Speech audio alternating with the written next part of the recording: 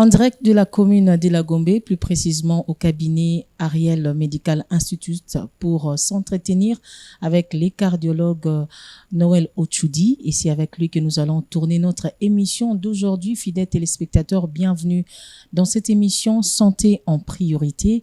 Comme vous le savez, votre santé est notre seule priorité. Voilà pourquoi aujourd'hui, nous allons parler du cœur, cet organe très important dans l'organisme humain, mais il faut en parler parce que nous avons plusieurs questions et vous nous avez posé plusieurs questions quant au cœur. Mais je m'en vais d'abord recevoir notre invité de ce jour. Il s'agit bien du cardiologue Noël Ochoudi, à qui j'ai dit bonjour, docteur. Bonjour, Madame Louindoula. Comment vous allez? Très bien, merci. Et vous-même, Madame? Très bien. Alors, docteur, d'entrée des jeux, dites-nous, c'est quoi les cœurs? Voilà, merci pour cette question. Vous l'avez déjà dit en introduisant tout à l'heure que le cœur est un organe. Alors, lorsque on considère la manière dont l'être humain est organisé, la plus petite structure qui compose un être humain, c'est la cellule. Et donc, lorsqu'on a plusieurs cellules qui se mettent ensemble pour jouer un même rôle, et ça constitue un tissu. Et lorsqu'on a plusieurs tissus qui se mettent ensemble pour jouer une même fonction, et c'est là que ça forme un organe. Et plusieurs organes ensemble vont constituer des appareils, plusieurs appareils constituent l'organisme finalement, l'être humain. Et donc le cœur se situe au niveau de l'organe. Donc il est composé des tissus qui, à leur tour, sont composés des cellules. Cet organe pèse à peu près 250 grammes chez l'adulte, et c'est localisé dans le thorax. Le thorax, c'est cette partie voilà, dans laquelle on retrouve également d'autres organes, notamment les poumons et l'œsophage, ainsi de suite. Donc le cœur, c'est un organe qui est plutôt creux, hein, qui est composé, on le dira tout à l'heure là, d'essentiellement de muscles, et à l'intérieur desquels on retrouve des flux sanguins qui passent. Voilà. Et quel est son rôle dans l'organisme humain, le cœur? Alors, le cœur a plusieurs rôles, mais le rôle majeur du cœur, c'est la fonction de pompe. Le cœur se comporte comme une pompe. Je dirais même comme une double pompe. En fait, le cœur a le rôle de pouvoir distribuer le sang dans deux systèmes qui fonctionnent à circuit fermé. Donc, c'est comme une pompe qui va envoyer du sang sur un gros système qu'on appelle la grande circulation. Et c'est essentiellement le cœur gauche qui va envoyer le sang dans la grande circulation à travers une grosse artère qu'on appelle l'aorte. Parce que je le rappelle, hein, les artères sont des gros vaisseaux, enfin des vaisseaux qui vont conduire le sang venant du cœur vers la périphérie. Alors que les veines sont des vaisseaux qui jouent le rôle contraire de ramener le sang de la périphérie vers le cœur. Donc je disais, le cœur gauche va pomper le sang vers les artères de la grande circulation, et ce sang va arriver dans tous les organes que vous connaissez, au niveau de la tête, au niveau des membres supérieurs et inférieurs, au niveau du tronc, au niveau de l'abdomen, et même au niveau des organes génitaux. Et de l'autre côté, on a le cœur droit. Lui, il va recevoir le sang venant de la grande circulation, mais il va le pomper dans la petite circulation, c'est-à-dire dans la circulation pulmonaire. Ça, c'est une circulation qui est purement fonctionnelle. Cette circulation fonctionnelle, qu'on appelle la petite circulation, reçoit du sang veineux qui provient de la grande circulation et qui passe par le cœur droit, et le cœur droit va le pomper dans la petite circulation. Il y a une petite différence entre les deux parties du cœur, que d'abord, ces deux parties du cœur ne communiquent pas. On a le cœur gauche qui fonctionne vraiment d'une manière totalement, je dirais, non connectée au cœur droit, parce que les deux contiennent deux types de sang qui n'ont pas forcément la même composition, surtout la même concentration en oxygène. Le cœur gauche contient une plus grande concentration du sang qui contient beaucoup d'oxygène, et ce qui va alimenter tous les autres organes, alors que le cœur droit, lui, contient du sang qui est pauvre en oxygène, qui passera par la circulation pulmonaire pour réaliser un phénomène qu'on appelle l'hématose, c'est-à-dire capter l'oxygène à partir des poumons, hein, via la membrane des alvéoles. Il va capter l'oxygène que nous respirons dans l'air. Donc, il y a une connexion entre la respiration et la purification du sang qui vient du cœur droit et qui repartira par le cœur gauche. Alors, est-ce que vous avez une autre chose à ajouter par rapport au fonctionnement du cœur? Alors oui, donc tout à l'heure, là, ce que je décrivais, c'était pratiquement le mode de fonctionnement du cœur, hein, ce qui peut se résumer par ce qu'on appelle le cycle cardiaque.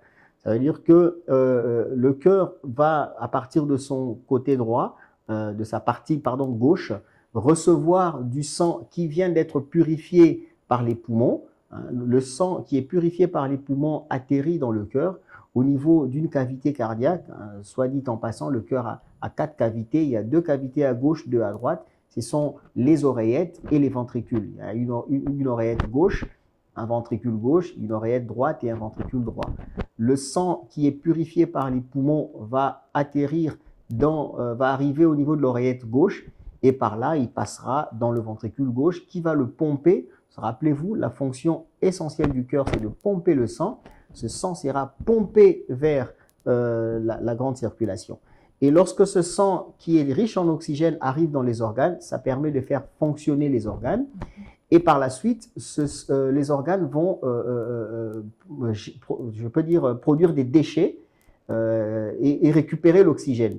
Alors, les déchets qu'ils vont déverser dans les sangs et l'oxygène qu'ils vont récupérer dans le sang vont faire en sorte que le sang qui passe au niveau veineux, c'est un sang qui est riche en déchets et qui est pauvre en oxygène. Et c'est ce sang-là qui va retourner au niveau de l'oreillette droite, donc la partie droite du cœur. En arrivant à l'oreillette droite, il passe par le ventricule droit qui va le pomper vers l'artère pulmonaire et ce sang va arriver finalement au niveau des capillaires pulmonaires où ils sont à nouveau purifiés grâce à la respiration. Voilà, c'est un cycle qui continue comme ça et voilà, qui fait que le même sang va continuer à tourner comme ça pendant toute la vie. Nous sommes maintenus en vie grâce vraiment à ce système circulatoire qui fonctionne de manière ininterrompue.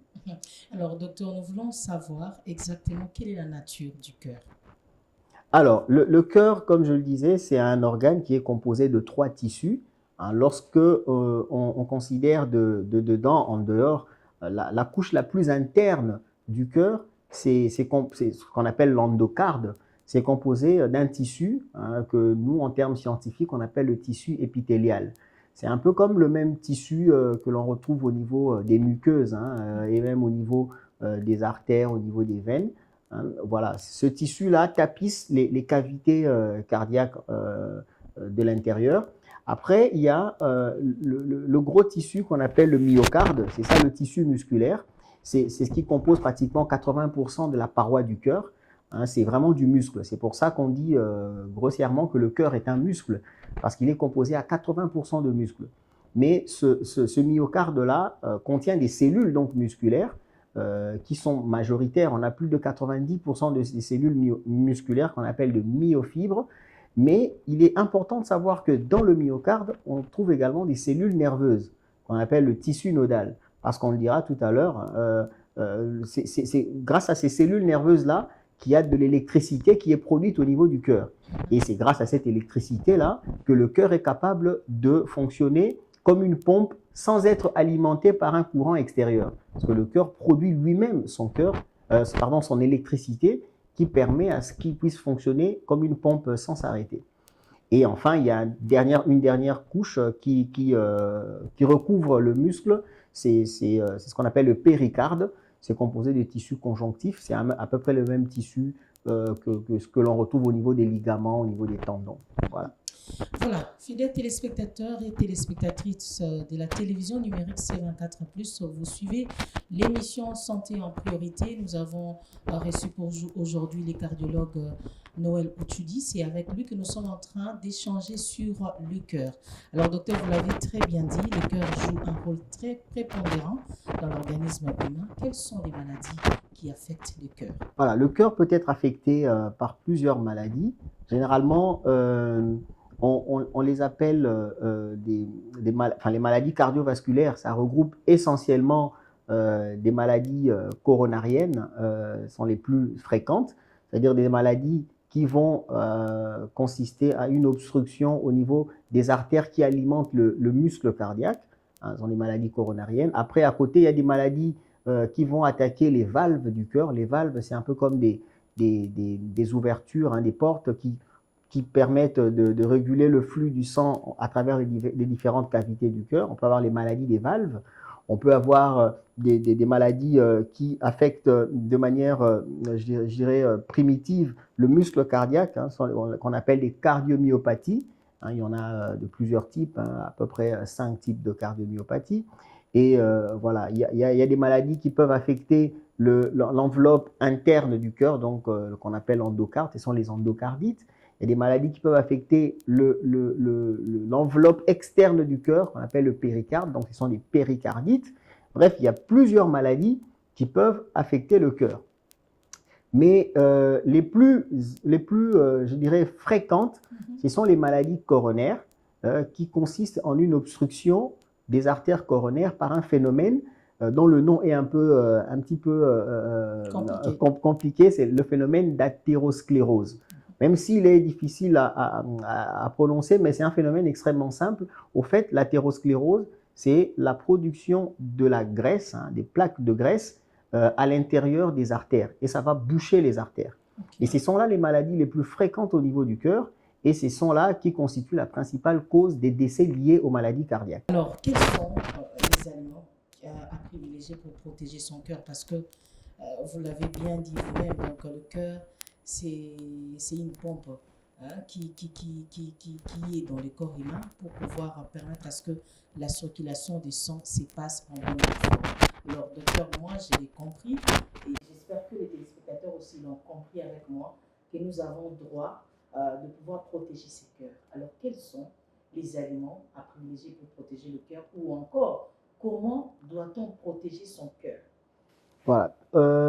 J'aimerais, avant de parler même des aliments, de parler bien plus de cela, c'est-à-dire des attitudes, des comportements à adopter pour éviter d'avoir des maladies cardiovasculaires. C'est important de savoir que les maladies cardiovasculaires sont provoquées par des facteurs qu'on appelle des facteurs de risque cardiovasculaire. Ce sont ces facteurs de risque qui, lorsqu'ils s'installent et qu'ils demeurent pendant plusieurs temps, 5 à 10 ans, c'est ces facteurs de risque qui vont aller provoquer des maladies cardiovasculaires, notamment les maladies coronariennes, hein, qui constituent les premières causes de maladies cardiovasculaires, la première entité dans les maladies cardiovasculaires. Alors, qu'est-ce qu'il faut? Il faudra d'abord connaître ces facteurs de risque pour pouvoir les éviter. Alors, je cite ces facteurs de risque rapidement. Le premier, c'est l'hypertension artérielle. L'hypertension artérielle, vous connaissez, c'est une maladie qui consiste en une élévation de pression au niveau des artères. On a le diabète sucré, que ce soit de type 1 ou de type 2. Le diabète sucré va aller fragiliser également les artères et va aller accélérer le phénomène dont j'ai parlé d'athérosclérose. Il y a d'autres facteurs, toujours je suis en train de citer les facteurs qui sont plutôt modifiables. Il y a l'obésité, il y a les dyslipidémies. Au fait, c'est l'augmentation de la mauvaise graisse dans le sang, notamment le mauvais cholestérol LDL, les triglycérides, ainsi de suite. Il y a l'augmentation d'acide urique dans le sang. Il y a la sédentarité. Hein, ça, c'est extrêmement important. Parce qu'on en parle très peu, mais la sédentarité est un gros facteur de risque. Voilà. Il y a beaucoup de facteurs qui sont, parmi tout ce que je viens de citer, qui sont des facteurs plutôt modifiables, c'est-à-dire qu'on peut agir sur ces facteurs-là, mais à côté, il y a des facteurs de risque non modifiables sur lesquels on ne peut pas agir, c'est notamment l'âge et le sexe. Lorsqu'on est un homme de plus de 55 ans déjà, on est exposé à faire des maladies cardiovasculaires. Pour une femme, c'est au-delà de 65 ans, déjà il y a une explosion de maladies cardiovasculaires. Et il y a aussi l'hérédité de certaines maladies, notamment l'hérédité d'hypertension, l'hérédité de diabète, ce sont des maladies qui ont une composante héréditaire. Donc voilà, tous ces facteurs que je viens d'énumérer sont des facteurs qui, lorsque vous les avez, ça augmente le risque de faire une maladie cardiovasculaire, surtout de type maladie coronarienne. Alors, qu'est-ce qu'il faut faire? Quel comportement avoir? C'est notamment, il y a des facteurs, deux facteurs intéressants que j'ai oublié de citer, c'est l'alcool et le tabac. Excusez-moi, c'était vraiment important de revenir là-dessus parce que ce sont des facteurs que l'on peut éviter. Et donc, s'il y a des comportements à adopter pour éviter d'avoir des facteurs de risque, c'est éviter une surconsommation d'alcool.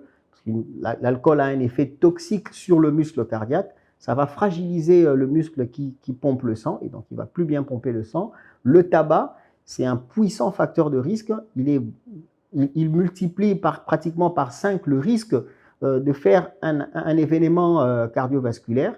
Et donc, c'est extrêmement toxique, hein, la nicotine contenue dans le tabac, que ce soit la cigarette, le cigare ou le hashish ou je sais pas moi, le tabac à priser, le tobacco, tout ce que vous voulez. Le tabac dans toutes ses formes constitue un puissant facteur de risque. J'ai parlé d'hypertension artérielle. Lorsqu'on souffre d'hypertension, il faut se faire soigner correctement. Sinon, la maladie va évoluer vers une maladie du cœur. Lorsqu'on a plus de 40 ans, même si on n'est pas connu hypertendu, c'est-à-dire que l'hypertension, c'est une maladie très fréquente. Elle concerne généralement les adultes de plus de 40 ans, on dirait même plus de 30 ans. Dès lors on est adulte, on a plus de 30 ans, il faut se faire dépister parce que c'est une maladie silencieuse. Elle peut s'installer sans qu'on ne soit au courant que la maladie est là. Donc là, je conseille le dépistage de l'hypertension dès lors qu'on est adulte. Le diabète sucré, lorsqu'on est diagnostiqué diabétique, il faut se faire soigner correctement, équilibrer le diabète. Sinon, on va évoluer inéluctablement vers des maladies du cœur. Et le diabète, lorsqu'on ne l'a pas, il ne faut pas penser que c'est un problème qui concerne les autres. C'est aussi une maladie très insidieuse. Elle peut s'installer vraiment à bas bruit. Et tout au début de la maladie, on peut ne pas du tout avoir des symptômes, d'où l'intérêt du dépistage une fois de plus. Et voilà, il y a ce qui est très important à signaler, c'est l'obésité aussi. L'obésité, c'est un grand facteur de risque. Donc, lorsque on est dans ce problème-là d'obésité, comment le savoir? Il faut calculer l'index de masse corporelle, c'est-à-dire que vous avez votre poids en kilogrammes sur votre taille en mètres que vous avez élevé au carré. Et lorsque vous faites ce rapport-là, si vous êtes au-delà de 25 kg par mètre carré, vous êtes déjà en surpoids et au-delà de 30 kg par mètre carré, vous êtes en obésité. Et là, ça augmente le risque de faire une maladie du cœur. Après, je terminerai par la sédentarité, c'est-à-dire il faut bouger. L'exercice physique diminue le risque de mourir d'une maladie du cœur. C'est extrêmement important à savoir. L'OMS l'a dit, au moins 30 minutes d'activité physique modérée par jour, au moins 5 jours par semaine. Donc, en une semaine, à peu près 150 minutes d'activité physique recommandée. Si vous faites moins, ça veut dire que votre cœur n'est pas protégé. Vous risquez de faire une maladie du cœur. Alors, c'est ce qui fait peur lorsqu'on parle de du manque d'exercice physique, alors que les Quinois, en général, n'ont pas vraiment cette habitude. Ouais. Alors, comment faire pour pouvoir sensibiliser cette population? Mais aussi, là, je retourne à ma question. Alors, quels sont les aliments qu'on peut privilégier pour garder aussi son cœur? Parce que vous avez fait allusion aussi à la graisse, alors que à Kinshasa, ici, dans la capitale, les jeunes sont accros avec ces aliments pleins de graisse. Alors, comment faire pour pouvoir sensibiliser cette tierce? Effectivement, il y a le problème d'augmentation de mauvaise graisse peut avoir une cause alimentaire. Dans la plupart des cas, d'ailleurs, la cause est alimentaire. Secondairement, on peut avoir une cause purement métabolique, parfois même liée au manque d'exercice physique. Mais pour la cause alimentaire, c'est tout ce le mauvais cholestérol provient des aliments gras. C'est essentiellement de la graisse d'origine animale. Contrairement à ce que j'entends parfois dire, souvent j'ai des patients que je reçois qui me disent, bon voilà, j'étais chez un médecin, il m'a totalement interdit de tout manger, de ne pas prendre de l'huile, de ne pas toucher à l'huile et tout ça.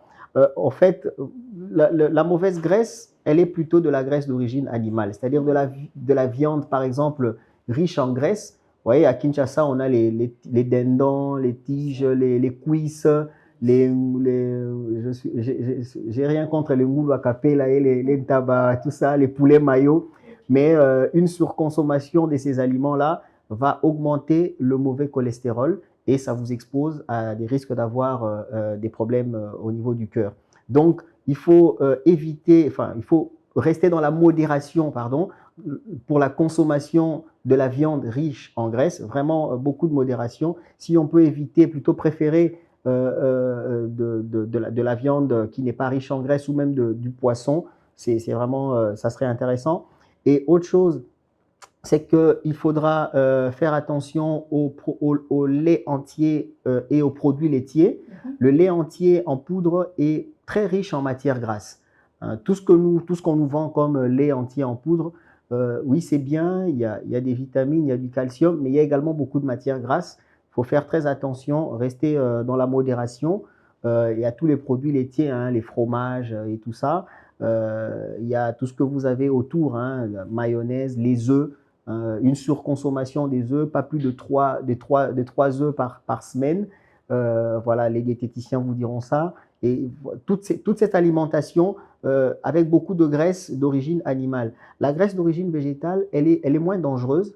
Voilà, moi, j'interdis pas à mes patients de mettre un peu d'huile de palme. Voilà, dans la nourriture, il n'y a pas de problème. On n'est pas obligé d'être dans l'huile d'olive et tout ça, non, pas du tout. L'huile des palmes n'est pas le grand coupable, même si on l'a trop culpabilisé.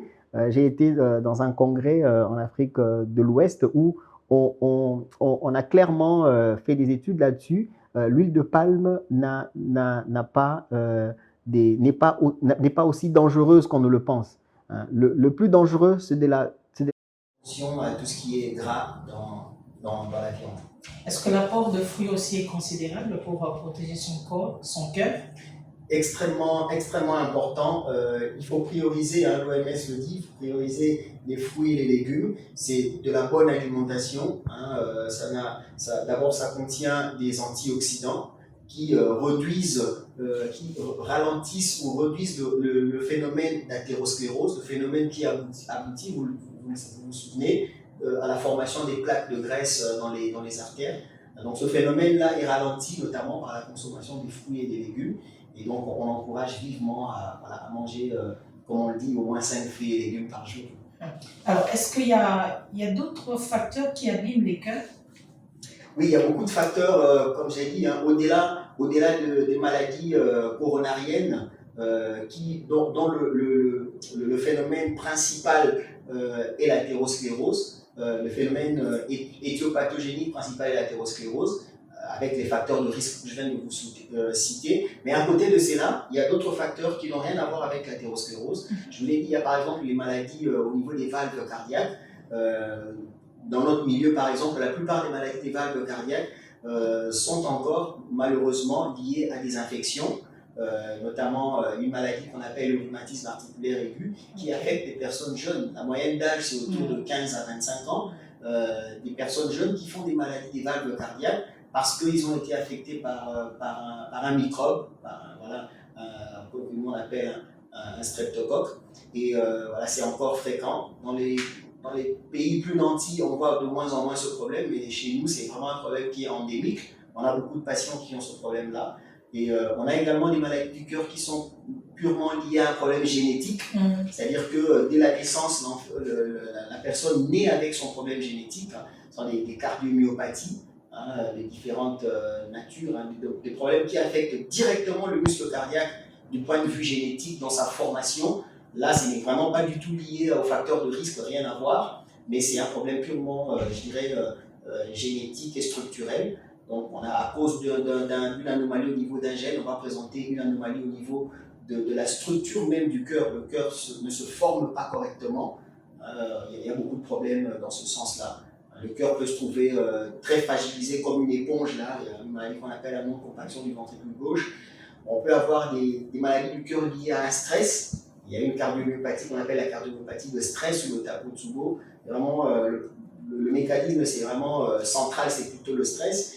Il y a des problèmes qui sont liés aussi à des facteurs extérieurs qui n'ont rien à voir avec les facteurs génétiques. Il y a des intoxications, par exemple au plomb, des intoxications à l'arsenic, aux métaux lourds. Ça peut provoquer des anomalies au niveau du cœur.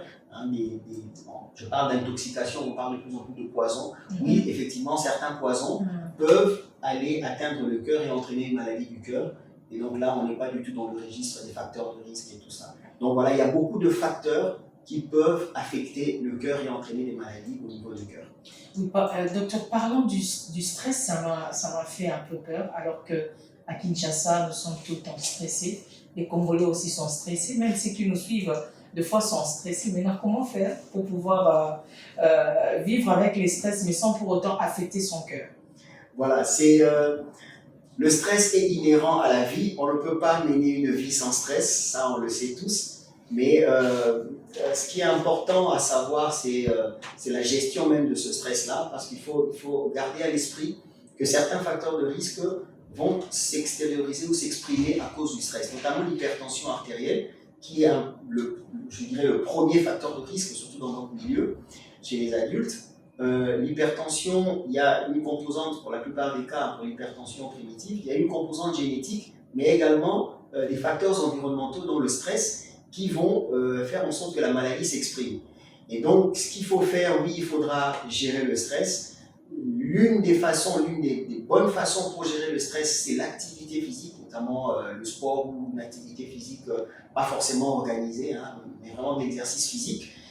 Ça permet de réduire le stress. Il y a certains aliments, on est revenu sur ça, les fruits et les légumes sont des bons aliments qui vont ralentir la progression des maladies. Donc il y a des attitudes qu'on peut avoir, éviter le tabac, éviter une grosse consommation d'alcool. Quand on a déjà cette discipline-là, malgré le fait qu'on peut vivre dans un milieu aussi stressant que le nôtre, on peut rester à l'abri des maladies du cœur parce qu'on a une hygiène de vie plutôt intéressante. Éviter de manger trop salé, j'ai encore rien dit sur ça, donc c'est extrêmement important. Alors docteur, voilà qui est bien dit, avec vos conseils et surtout beaucoup de révélations quant au cœur. Alors comment savoir que son cœur est malade?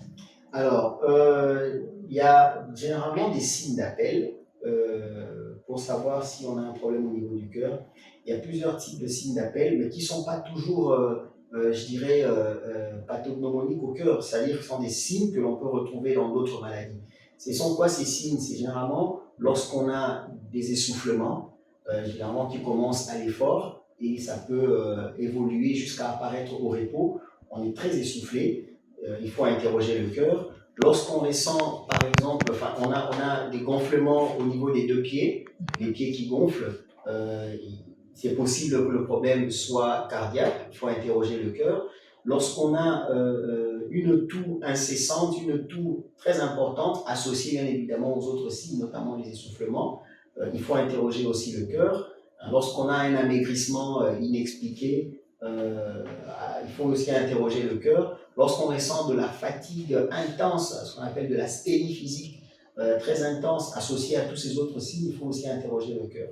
Donc, c'est extrêmement important de faire, au lieu d'attendre d'avoir ces signes ou de les voir apparaître, lorsqu'on a déjà un certain âge, je dirais 40 ans, il est déjà important de faire des check-ups, faire des dépistages, surtout des facteurs de risque, c'est facile à détecter. Pour savoir si on a une hypertension, il suffit juste de mesurer la tension. Pour savoir si on est diabétique, on fait juste un contrôle de sucre, de glycémie. Et pour le cholestérol, on fait un dosage de laboratoire. Donc il faut voir un médecin pour cela, un médecin généraliste ou un cardiologue qui peut vous aider à faire un bilan de santé pour s'assurer que votre cœur est en bonne santé. Voilà. Docteur, votre dernier mot quant aux exigences du cœur, un conseil pratique à donner à tous les téléspectateurs et téléspectatrices qui auront l'occasion de nous suivre. Alors, mon mot de la fin va être celui-ci, c'est un mot de sensibilisation. C'est la sensibilisation parce que les maladies cardiovasculaires ont un coût extrêmement important dans la société. Vous savez que le Congolais moyen n'a pas une bourse qui lui permet de subvenir facilement à une prise en charge d'une maladie cardiovasculaire à cause de sa chronicité. Il y a un coût extrêmement important derrière. Alors, au lieu d'attendre d'arriver dans le curatif, dans le traitement avec des médicaments, il est important de stopper l'évolution, la progression des maladies en faisant de la médecine préventive. Donc, je sensibilise le téléspectateur à pouvoir garder à l'esprit que lorsque vous avez un certain âge, je prends comme ça 40 ans, il faut déjà aller voir votre médecin pour faire un bilan de santé. Et c'est extrêmement important d'avoir une hygiène de vie qui vous permet d'éviter la progression des maladies du cœur, surtout les maladies coronariennes, on a dit, éviter le tabac, éviter une grosse consommation d'alcool, éviter l'obésité, faites régulièrement de l'activité physique ou du sport. On a parlé de 150 minutes par semaine. Voilà, mangez les fruits et les légumes, ne mangez pas trop gras, ne mangez pas trop salé, ne mangez pas trop sucré. Voilà, quand vous respectez tout ceci et que ne fût-ce qu'une fois par an, si vous avez plus de 60 ans, ou une fois tous les 3 ans ou les 5 ans, si vous avez entre 40 et 60 ans, vous allez voir votre médecin, votre cardiologue ou votre médecin traitant pour un bilan de santé. Alors là, je vous assure que vous vivrez le plus longtemps possible. Les Congolais se font de médecins eux-mêmes à la maison. C'est une question qui me vient à l'esprit. L'automédication. Est-ce que ça peut aussi entraîner à ce que son cœur s'abîme petit à petit? Oui, je ne l'ai peut-être pas dit, dans les causes des maladies cardiaques, hein, je ne pouvais pas citer toutes les causes, il y en a des centaines. On retrouve aussi des maladies liées à des intoxications médicamenteuses. Il y a des médicaments, même si on n'en parle pas beaucoup, c'est beaucoup plus des médicaments, je dirais, les médicaments cardiotoxiques, on en parle plus en cancérologie. Mais ces médicaments-là que vous prenez en désordre peuvent affecter, par exemple, directement vos reins et votre foie. Et lorsque les reins sont affectés, généralement, les maladies rénales sont très voisines des maladies cardiovasculaires. Donc, vous pouvez tomber dans une insuffisance rénale, d'abord aiguë, ensuite chronique, et après, il y a de l'hypertension derrière, il y a une maladie du cœur qui apparaît. Donc, c'est dangereux de faire de l'automédication, surtout avec le cœur, il ne faut pas du tout tenter. Lorsque vous avez un problème, il faut voir un cardiologue. Voilà, docteur, là je m'en vais dire aux téléspectateurs, nous sommes avec le cardiologue Noël Otchoudi, c'est avec lui que nous nous sommes entretenus autour du cœur. Alors j'espère que, fidèles téléspectateurs, vous avez suivi cette émission avec beaucoup d'attention. Si vous avez des questions liées à une maladie quelconque liée au cœur, alors vous pouvez aussi nous appeler afin que vous puissiez entrer en contact avec le cardiologue Noël Otchoudi. Quant à moi, je dis merci au cardiologue Noël Otchoudi pour toutes ces révélations et surtout merci pour cette marque d'attention à l'émission Santé en priorité. C'est moi qui vous remercie, Madame Bédouna.